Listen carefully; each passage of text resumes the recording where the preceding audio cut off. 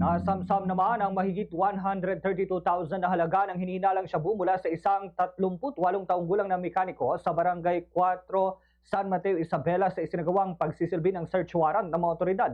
Sa panayam ng Bombo Radio Kawain kay Police Major Erickson Anyag, Chief of Police ng San Mateo Police Station, sinabi niya na sa kanilang paggalugad sa tinutuluyang kwarto ng suspect sa isang motor shop ay nakumpiska ang 32 piraso ng transparent plastic sachet na naglalaman ng hinihinalang shabu na may timbang na humigit kumulang 20 grams.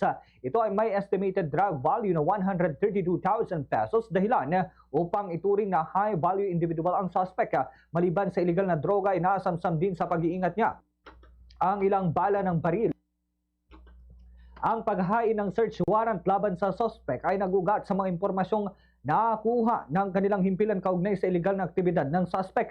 Batay sa kanilang pagmamanman, iba-ibang individual ang nagtutungo sa kanyang tinutuluyan lalo na tuwing gabi na mula karatig bayan ng San Mateo. Sa pamamagitan ng isinagawang test buy ay nakumpirma ang illegal na gawain ng suspect. Ayon pa kay Police Major Anyag, maaring nagmula umano sa Maynila ang supply nito ng illegal na droga dahil bate umano sa suspect ay bumabiyahe sila pa Maynila para rito. Samantala, bagamat na ideklara ng drug cleared ang bayan ng San Mateo noong Disyembre 2025, patuloy pa rin ang ginagawa nilang pagmamanman upang mapigilan ang muling pagkalat ng illegal na droga sa bayan ng San Mateo. Ganito ang bahagi ng pahayag ni Police Major Erickson Anyag.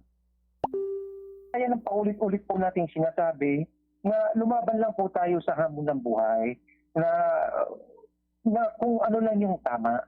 Wag magbanat po tayo ng buto. Hindi yung madalian na illegal naman po kagaya po na nangyaring dito. Yun po yung lagi nating pakiusap sa kanila na illegal drugs, madali nga yung pera, but masama po yun at nakakasakit po tayo dun sa itong mga kabataan, lalo na ng mga kabataan, na baka mamaya sila na yung mga customer ng mga illegal na drugs na po. Sa Radyo Bombo!